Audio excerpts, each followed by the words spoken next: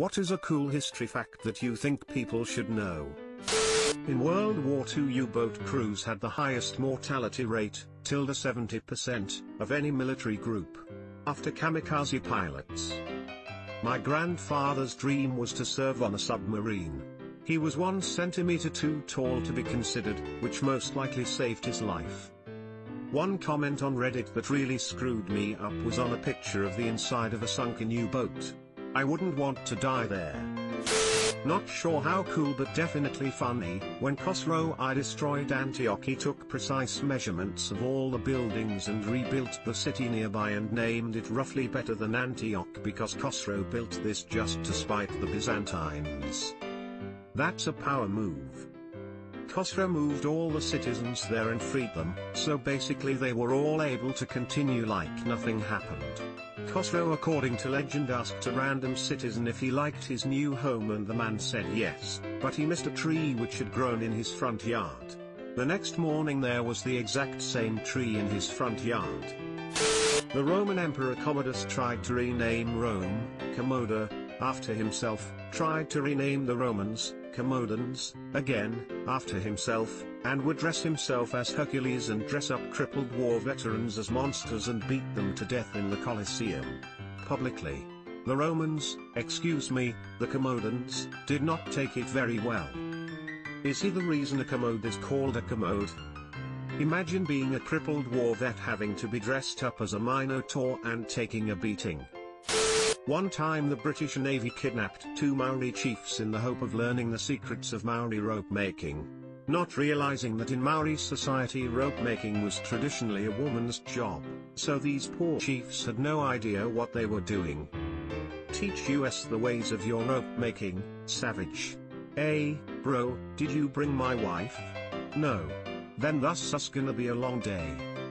They also kidnapped people from the Sentinel Islands, hoping to shower them with gifts so when they were released, they'd go back home and tell their tribe about how wonderful the British Empire was. Except that as an uncontacted tribe, they hadn't had contact with the common cold before, and that was one of the gifts given to them by the British.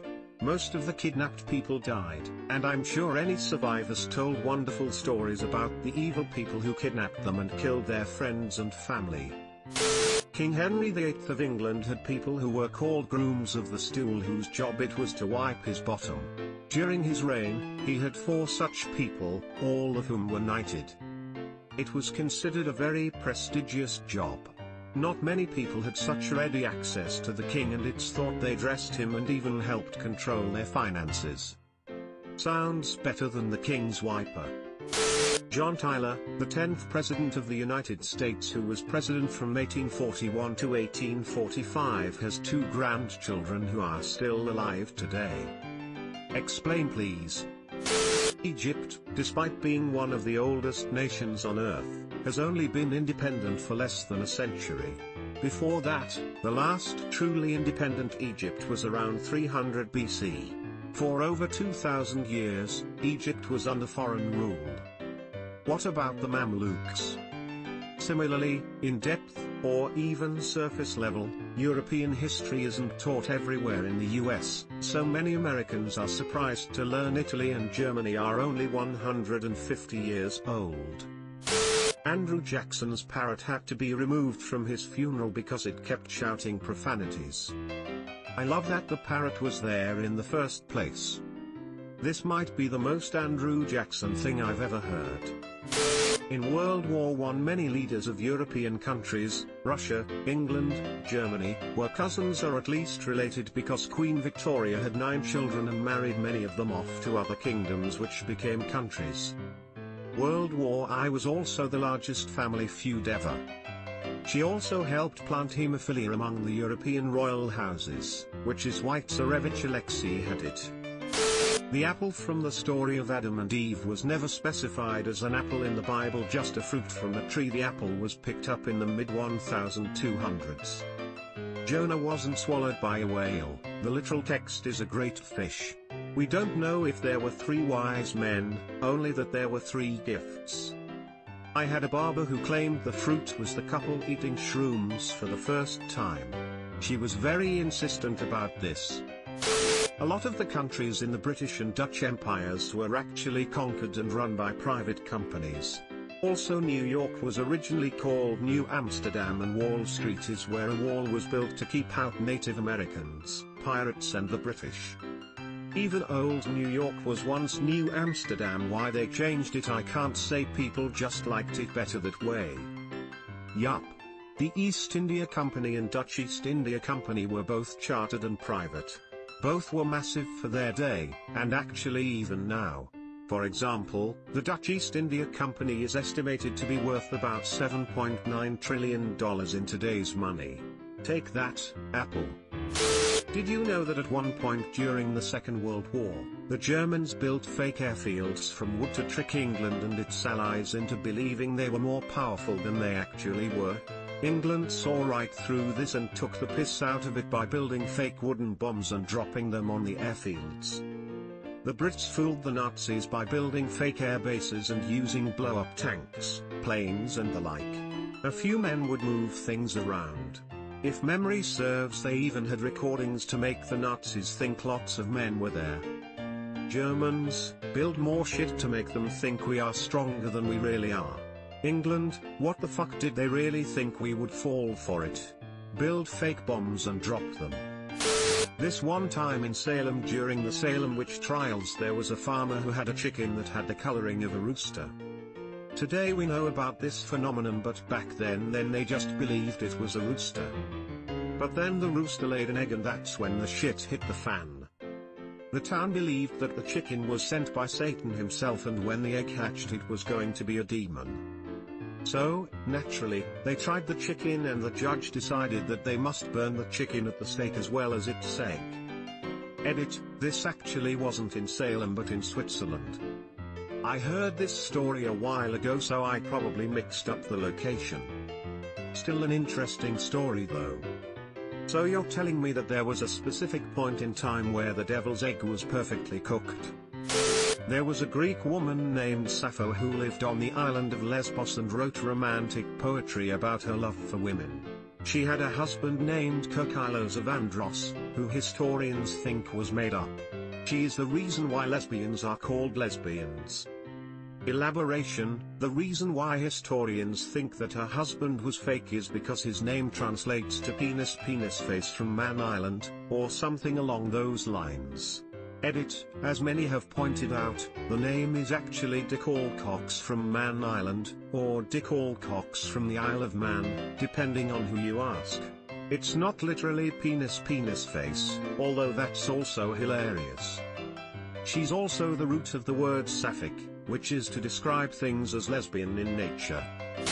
Round Earth was generally accepted by all throughout most of history with few exceptions. Columbus thought the Earth was round when he sailed, and those who commissioned him to do so believed the Earth was round also. The whole Columbus believed the Earth was flat. Thing came from Protestants making propaganda against Catholics to look stupid. Columbus did think the Earth had a much smaller circumference than it actually did, which is why he believed a trade route to India was a viable option. When hiding a body, you should dig a 5-meter grave. Drop the body. Fill the grave up until it's 2 meters deep and then put a dead animal inside. Then fill the grave until it's full. You do that because no matter what you do, the dirt is gonna look like it has been dug up. But that way, if someone digs the grave again, he will see that he just ruined a pet's grave and he will leave it at peace. But that's not the history fact I am here for. The history fact is that the technique mentioned above was invented by pirates during the golden age of piracy. But instead of a body it was treasure, and instead of an animal was a body. It's funny how things change. Might use this later. I wonder how the pirates chose who got to be the body. The great American dancer, singer/actor, Fred Astaire had to record the sounds of his tapping feet after he had filmed the dance sequences. In the early years, 30s, 40s, Hollywood sound engineers couldn't isolate the tap sounds, so Fred and Ginger had to recreate the sounds in post-production. That makes his cinematic achievements that much more impressive to my mind. I got this fact from Astaire's autobiography Steps in Time.